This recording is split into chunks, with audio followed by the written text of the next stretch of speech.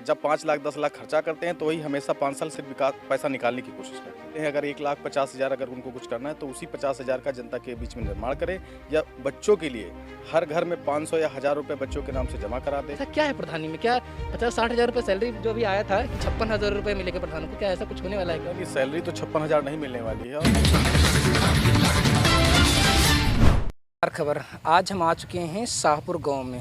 हमारे साथ जो प्रधान पद के प्रत्याशी रह चुके हैं और अनुराग भाई बैठे हुए हैं। अनुराग भाई, हमसे दो चार बातें आपसे करना चाहेंगे कि जो गांव में प्रधानी का चुनाव होता है कि लोग, पहली बात तो ये चुनाव इतना अहम क्यों है? चुनाव जैसे कि मुख्यमंत्री का हो गया, उनका हो गया, और प्रधानमंत्री का, वो अपनी जगह एक अहमियत रखता है, लेकिन जो गांव का प्रधानी का चुनाव है वो इतना ज़्यादा अहमियत रखता है कि आप अगर सामान्य सीट कर दिए तो 10-10, 12-12 लोग एक ही चुनाव लड़ते हैं।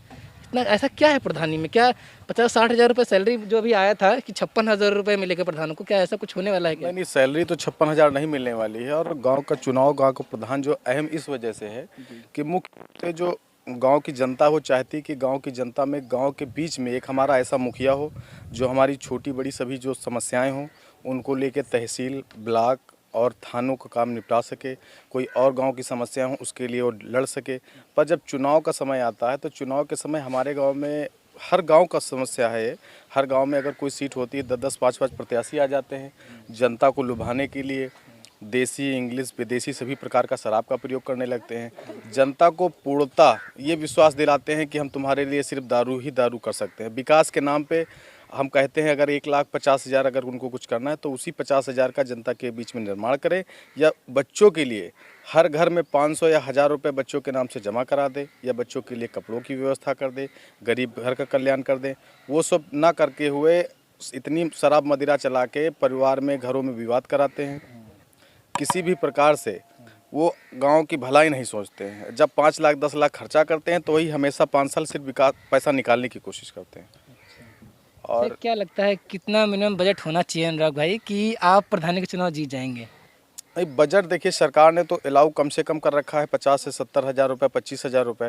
पर हमारे हिसाब से बजट ये होना चाहिए कि घर पे बैठा के हम व्यक्ति को चाय पिला सके, सम्मान करने के लिए उसको कुर्सी की व्यवस्था कर सके, गांव में टहल के छोटा सा एक चिन्ह बनाने के लिए एक छोटा सा विजिटिंग कार्ड हो और छोटे से बैनर की व्यवस्था हो। इससे ज़्यादा पैसा खर्चा नहीं करना चाहिए। हमारे एक प्रत्याशी हैं बाबूलाल मौर्य जी, हम लोग उनके लिए सक्रिय हैं। हमारे तरफ से किसी भी प्रकार की कोई शराब, कोई मांस मदिरा का प्रयोग नहीं किया जा रहा है। सिर्फ जनता को ये आश्वासन दिलाया जा रहा है कि आप हमें चुनाव विजय कराइए। सिर्फ गांव में एक ही प्रण होगा विकास का, भ्रष्टाचार मुक्त होगा। जो गांव में पुलिस की दलाली लोग करते हैं उनसे मुक्ति दिलाई जाएगी। जो वाद विवाद की रास्ताएं फंसी हुई हैं उनसे छुटकारा दिलाएंगे। पिछले प्रधान से कितना संतुष्ट हैं आप? पिछले प्रधान से अब संतुष्ट क्या, जनता हमारी तो मुश्किल से 10% संतुष्ट होगी, क्योंकि एक नल खराब होने पे कम से कम 50 चक्कर प्रधान के दरवाजे लगाने पड़ते हैं।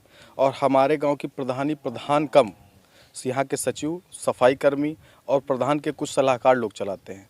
जो कि अभी मैं प्रत्याशी रह चुका हूँ। प्रत्याशी रहने के पहले गांव के मैंने कम से कम कई दर्जन हैंडपम्प अपने स्वयं पैसों से बनवाए। अभी भी मैंने कल कई हैंडपम्प बनवाए, और लोगों के हैंडपम्प महीनों से ख़राब हैं, प्रधान देखने तक नहीं आता है। और यहाँ का जो सफाई कर्मी है सफाई नहीं करता है, सिर्फ यहाँ पे रजनी चमकाने आता है। अच्छा अनुराग जी, जो 18 वर्ष से प्लस का जो युवा है, ठीक है, वो जो एक बड़ा एक युवा है हर गांव में होता है, तो वो जो वोट है वो कैसे खींचेंगे आप? देखिए, युवा का वोट खींचने का मतलब है, युवा चाहता है कि हर व्यक्ति, एक छोटा बच्चा हो चाहे बड़ा हो, अब वो हर व्यक्ति पॉलिटिक्स में नेता बनना चाहता है। नेता, हर व्यक्ति अगर नेता बन जाएगा तो ये सरकारी सुविधाएं जो चल रही हैं, सरकार के जो एम्प्लॉय बन रहे हैं, ये सब नहीं बन पाएंगे। हम तो सिर्फ बच्चों से यही विश्वास दिलाते हैं कि आप 18 साल के मतदान करिए, बिक के ना करिए, स्वतंत्र हो के करिए, अच्छे व्यक्ति का चयन करिए, और चयन करते हुए आप स्वयं भी इतना निडर बन जाइए कि अगर प्रधान और नेता आपकी न सुनता हो तो डट के आप सरकार के समक्ष पेश होकर के अपना कार्य कराइए। नहीं, आप समझे नहीं है अनुराग भाई। मेरा कहने का मतलब ये था कि जैसे औरतें होती हैं, उनको कोई एक छोटी सी बात है कि वो साड़ी पे लोग ज़्यादा मोह जाते हैं, किसी को अपने घड़ी दे दी, कोई आदमी है तो कोई पैसों पे आ गया, लेकिन जो युवा वर्ग है वो बहुत कम आता है सब चीज़ों में। पैसा उनके पास नॉर्मल चीज़ हो गई है। लेकिन आप जैसे कि एक खेल की व्यवस्था करा दें, प्रांगण बनवा दें बड़ा सा, ठीक है, क्योंकि युवा देखता है कि जो सामने वाला प्रत्याशी हमारे लिए इतना बड़ा एक प्लेग्राउंड का व्यवस्था कराएगा, रात नाइट खेलने की व्यवस्था है, सब कुछ है, तो एक बड़ा वोट आप खींचने में सहमत हो जाएंगे। तो क्या समझते हैं इसके विषय में? नहीं, इसके विषय में तो हमारे युवाओं से सीधा हमारा यही कहना है कि गांव में जो सरकारी ज़मीन होती है और लोग जैसे अवैध कब्जा किए होते हैं तो ज़्यादा ना छुड़ाते हुए 1 बीघा सरकार के नाम से छुड़वा के बच्चों के लिए प्लेग्राउंड बनवाना चाहिए। उसमें बच्चों को प्रतिदिन मान लिए सुबह से शाम तक वो पढ़ाई करते हैं, उनके लिए 2 घंटे का उसमें व्यायाम की व्यवस्था, खेल की व्यवस्था ज़रूर होनी चाहिए। क्योंकि अब समय चल रहा है, गांव से 1-2 बच्चे हर सोसाइटी में जाने चाहिए। कोई पॉलिटिक्स में भी जाए, कोई गवर्नमेंट जॉब में भी जाए, कोई खेल कूद में जाए, तो इसके लिए हमें सारी सुविधाएं गांव में देनी चाहिए। इस वजह से हमारे चुनाव में युवाओं का बहुत अधिक साथ है, क्योंकि युवाओं का अहम मुद्दा हमारे पास है, क्योंकि हमको प्लेग्राउंड उनका बनाना है और उनके लिए सशक्त रहना है। अच्छा, क्या लगता है कि अगर हमारे हैं जो शहरों में पार्क बने होते हैं, लोग शाम को वक्त निकालते हैं, अपने यहाँ पहले चौपालें लगती थीं, पेड़ों में लोग बैठते थे, इकट्ठा होते थे, लेकिन क्या लगता है कि अब ऐसा कुछ होता है? नहीं, ऐसा होता है, क्योंकि ऐसे होने के लिए देखिए गांव की जनता चाहती है बैठने के लिए, चौपाल चाहती है। प्रधान जो यहाँ बन जाता है चौपाल बनाने के नाम पे बाग में ले जाके पार्क टाइप का कुछ लोग चाहें तो विकास करा सकते हैं, लोग सामने बैठेंगे, उसमें अच्छा देखिए एनवायरनमेंट होगा। पार्क में जो आदर्श तालाब आपका आता है उसको एक पार्क का ही रूप देता है। आदर्श तालाब में आप गाँव तालाब के किनारे इंटरलॉकिंग करा के पेड़ पौधे लगा करके कुर्सियाँ डाल के उसको बाउंड्री वाल करके आप उसको एक आप छोटा सा ये मान के चलिए एक सुंदर बैठने के लिए प्रांगण भी हो सकता है और हर चीज़ उसमें व्यवस्था। आप उसमें मान लीजिए मछली पलवा सकते हैं, आप उसमें वो डलवा दिए, कछुए डलवा दिए, उसमें आप जाके उनको लैया खिला सकते हैं। ये सब चीज़ें कराई जाती हैं। पर यहाँ का जो प्रधान होता है वो सिर्फ तार खिंचवा के खंभे, मतलब खंभे के क्या एक पिलर छोटे से लगा करके पैसे निकाल लेता है और मुक्त कर देता है सर। ये तो इस पर कोई आवाज़ उठाता भी नहीं है? आवाज़ उठाई जाती है। अब आवाज़ उठाने की योग्य मान लीजिए 1-2 लोग उठाते हैं, 1-2 बार आए, जांच हुई, उसके बाद में 5-10 हज़ार रुपये दे करके काम खत्म हो जाता है। खत्म हो जाता है। क्योंकि 1 लाख जब कमाते हैं तो 5,000 रुपये देने में उनको दिक्कत नहीं होती। अच्छा, जो खर्च करते हैं उनको निकालना भी होता है प्रधानों को, तो भाई कहीं ना कहीं से व्यवस्था वो करिए। तो निकालेंगे ही। तो अच्छा, इस पर आप क्या कहेंगे? जब ये जो खर्चा होता है, अब हमारे ठीक पीछे इधर दिखाई थोड़ा, ये जो घर बना हुआ है कच्चा, ठीक है, ये मोदी जी बोले थे कि जब हम आएंगे सरकार में तो सबको कॉलोनियाँ बांटी थी, बड़े ज़ोर ज़ोर से काम चला था, ठीक है, एंटी रोमियो वाले थे, इतनी तेज़ी से काम चला कि पुलिस प्रशासन हो चाहे वो नीचे का हर तबके का व्यक्ति इतनी ढंग से काम कर रहा था, कह रहा था कि लगता है बहन जी की सरकार से बहुत बेहतर काम चल रहा है। क्योंकि लोग बहन जी की सरकार को बहुत बढ़िया सरकार मानते हैं कि पुलिस प्रशासन बहुत टाइट रहता है। तो क्या लगता है कि जो योगी जिस तेज़ी से आए थे वो चीज़ें वो शांत हो गई क्या? नहीं, योगी तेजी से आए थे फुल फॉर्म में, मोदी भी फुल फॉर्म में है। पर मोदी फुल फॉर्म में है क्योंकि मोदी को पूरा देश चलाना है, योगी को उत्तर प्रदेश चलाना है। और हम उसके बीच में जो यहाँ के अधिकारी होते हैं, अधिकारी ब्लॉक में आकर के वीडियो सीडियो आपको आवास प्रधान को दे देता है। प्रधान यहाँ पे ये नहीं देखता है कौन गरीब है कौन बड़ा आदमी। वो प्रधान तो ये चीज़ बोल रहा है कि अनुराग भाई की हर चीज़ ऑनलाइन कर दी, आप ऑनलाइन चेक करो। देखिए ऑनलाइन चेक करने का सवाल है, ऑनलाइन दिया नहीं जाता है। प्रधान सर्वे कराता है, घर कच्चा होता है, उसकी फ़ोटो खींच के जाती है, ऑनलाइन फीड होती है, वहाँ से सीडीओ रिपोर्ट लगाता है। पर खींच के तो यहाँ से सचिव और प्रधान ही देता है ना। ये कच्चा घर पड़ा हुआ है, इसको खींच के भेजने की क्षमता नहीं, क्योंकि वो उनके सपोर्टर नहीं हैं। जो उनके सपोर्टर हैं उनके अगर पक्के घर हैं तो दूसरे के घर की फ़ोटो खींच के दूसरा घर बनवा दिया जाता है, इनको घर नहीं दिया जाता। बहुत सही है। अब यही चीज़ हम आपसे पूछना चाहेंगे कि जो गांव का प्रधान वाला चुनाव होता है उसमें कहते हैं कि जो प्रधान के साथ में लगे रहते हैं उनके चेले चपाड़े, सिर्फ उन्हीं का काम होता है, बाकी जो भी जनता है वो सब वैसे ही पड़ी रहती है। देखिए गांव का जब चुनाव होता है तो गांव के चुनाव में प्रधान हो या प्रमुख हो या जो भी हो, तो उसमें अब लोग ठेकेदार हो जाते हैं कि उस मोहल्ले की 20 वोट हम आपको दिलाएंगे, हमारे द्वारा वो काम होना चाहिए, 50 वोट हम दिलाएंगे।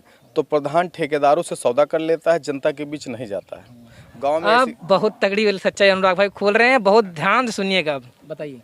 कह रहे हैं गांव के बीच वो गलियों में आज तक, अभी आप गांव टहल के किसी भी गांव का सर्वे करिए, बहुत ऐसी गलियां हैं, प्रधान किसी भी प्रधान से पूछ लीजिए गांव में मोड़ कितने हैं, कितने गांव में इंडिया मार्ट नल हैं, कितने व्यक्ति की जनसंख्या है, कितनी महिलाएं हैं, कितने पुरुष हैं, प्रधान नहीं बता पाएगा।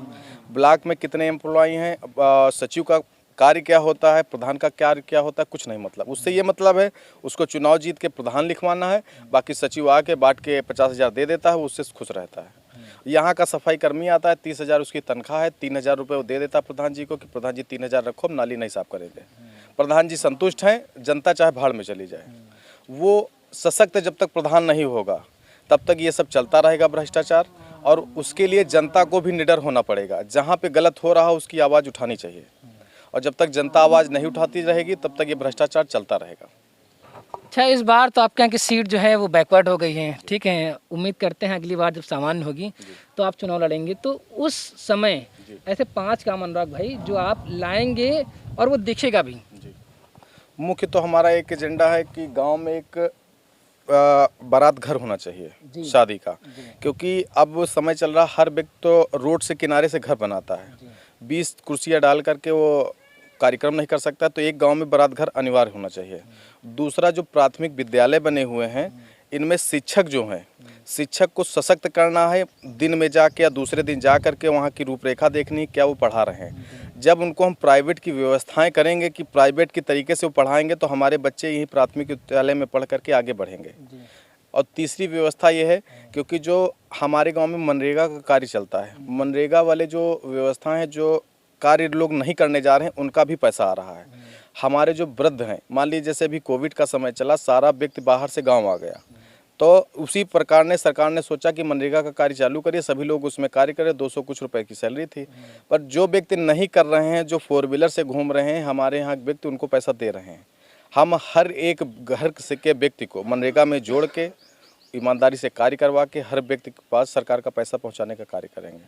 उसके अलावा सामुदायिक व्यवस्था होगी कि छोटा सा, मान लीजिए बड़ा हॉस्पिटल ना होकर के छोटा हॉस्पिटल हमारे यहाँ, जो हमारी आशा बहुएं होती हैं, आशा बहुएं एक छोटा मिनी डॉक्टर हो जाती हैं, क्योंकि इतना कार्य करती हैं वो, तो डॉक्टर का ही पूरा रूप हो जाता है। आप गांव में अगर कोई महिला की समस्या होती है तो आशा बहू चाहे रात का 12 बजा चाहे एक लेके दौड़ती है, तो उसके लिए छोटी व्यवस्था होगी।